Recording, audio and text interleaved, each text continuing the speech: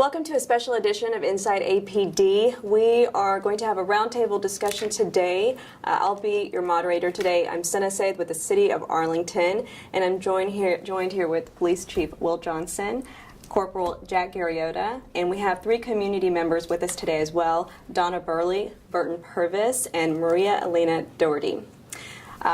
We decided to have this conversation, and we want this to be a true dialogue with everyone present, because there are a lot of heavy issues that need to be discussed, heavy issues that are weighing on our community, heavy issues that are weighing on our department. And so, Chief, I would like for you to start and catch us up to speed on what's been happening over the past 2 weeks, because it's a lot. We've had 4 homicides in a very close proximity. One of which, a grandmother taken from her driveway, which would be a horrific crime in and of itself, irregardless if the other 3 had taken place. We're certainly concerned about all 3, but I think everybody has connected to that case on an emotional level. And then we had the very disturbing case where we had officers violate their public trust, and one was arrested, and one tragically took his own life, and one is currently being questioned, and all of these things are coming together to create this sense of what is going on, not only in the community but in the department, the media. I think everybody is wrestling with searching for answers. Mm-hmm. Mm-hmm.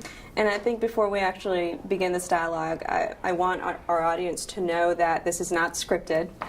Chief was not provided with any of these questions beforehand because we wanted this to be an honest dialogue. Sure. And to provide our audience with transparency, which they deserve. So, I'll start this off. I guess, our citizens are hearing, well, we've had 4 murders in 6 days. Mm-hmm. And those are the headlines right now. So, and then on top of that, they're all believed to be unrelated. Yes. So it's disconcerting to hear that. So how do you, as chief, put citizens' minds at ease? The concerns are not universal throughout the community. Every neighborhood has their own concerns. Now, there might be broader themes. Right now, we're having this theme about what's going on with the homicides in town. But that always gets translated to what does those crimes mean for my neighborhood, for where I shop, from where I go to school, from where I go to church. And we have to be able to connect with our residents on a neighborhood basis to have that discussion. Chief, where do we stand with the homicide investigations as of today? Well, today we released a press release that we arrested a suspect in one of the homicides. We have transferred detectives to the homicide unit. We have reassigned cases so that we have a very robust team of investigators that are pursuing all the leads for these cases. I would tell you that we've processed over 300 tips in different cases relative to the 3 remaining homicides. And that we have leads that we're pursuing, and that we have some excitement about what those leads might reveal. The other side of it is there's a lot of forensics in homicide investigations, which means there is a hurry up and wait. You process it, you collect it, you send it off. You wait for the response from the lab, which is going to give you a point of reference to pursue tip A or tip B first. And that's the process that these investigators are methodically going through right now, which takes time. Mm-hmm. And could you all speak to how safe do you feel in your communities? What are you going through, experiencing all this? I think 3 of these homicides occurred in my neighborhood, basically.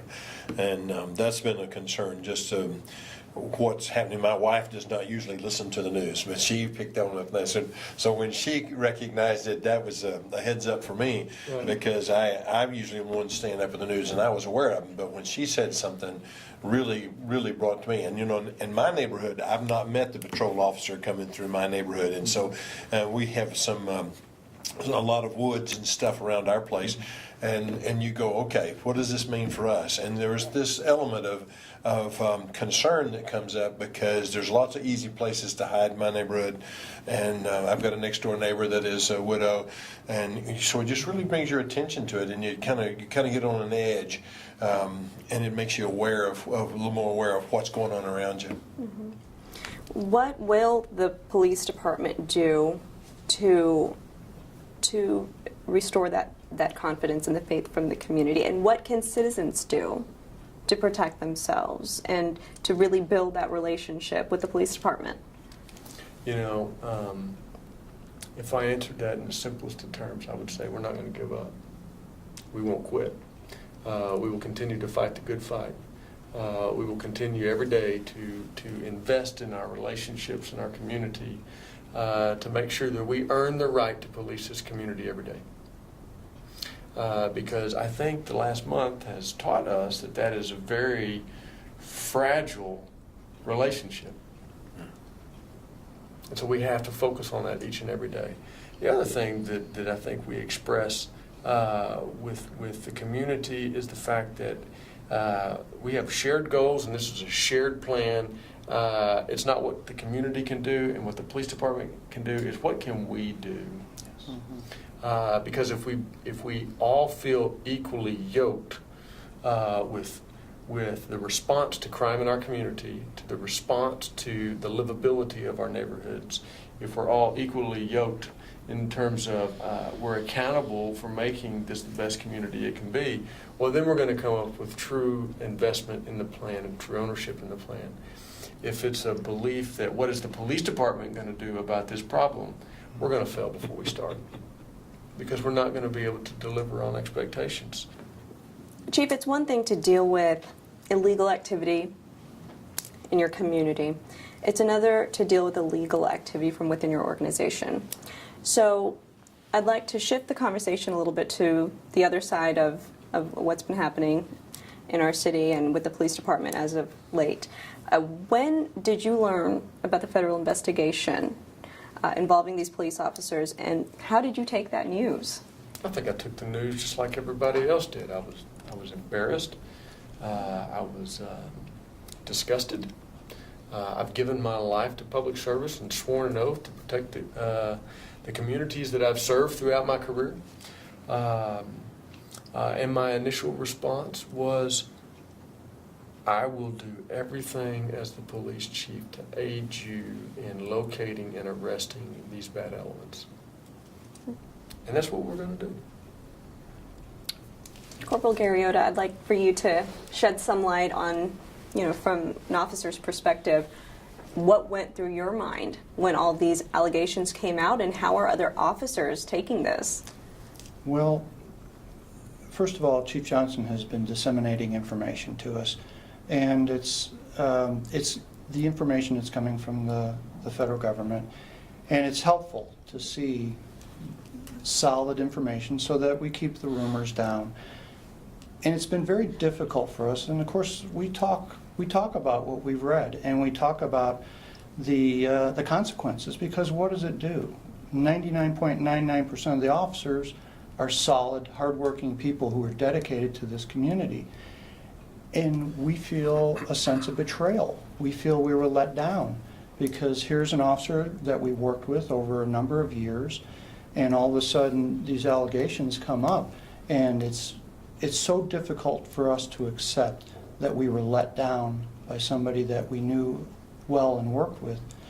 So we feel, I can't say it enough, we feel betrayed. We feel that there's going to be a hard road for us to come back down, because people will look at us, the community may look at us as all the same, because there's that level of distrust now that one or two individuals have created for the rest of the officers and that have to serve the community. As community members, how did you all take this news about the federal investigation into these 3 police officers? And that's what I was shocked, because that doesn't happen in this department, in my opinion. But knowing that it is being addressed and being taken care of, I have absolute confidence it'll be addressed. I'm just sorry that this one officer lost his life over it. That just is disappointing that some of us in the community didn't have an opportunity to speak to that and to help him through that issue. Chief, you had an officer. The allegations are that this officer was essentially making deals with a drug dealer. And he was doing this while in uniform, while in a marked police unit. How do you even begin to try to prevent something like this from happening again? Well, I think that it might be easier than what you might think, because Jack shared about the betrayal and how officers are feeling. I talked about the personal response that I felt whenever I heard this, and even as you're reading the question, I've got this bitter taste in my mouth just hearing it. I have confidence that this entire organization will rally against that sort of activity. And the people that may not have associated potential suspicious activity because their mindset wasn't thinking about that, they certainly will be thinking about it now. And I would find it to be incredibly difficult for that to be repeated. Can't say that it won't, because if we ever believe that, well then I think that we're setting ourselves up for failure. But I do have confidence that that with everybody focused that this could happen, this has happened, that the chances of it happening again in the future will be greatly diminished. Well, thank you all so much for your time. I think this was beneficial for everybody.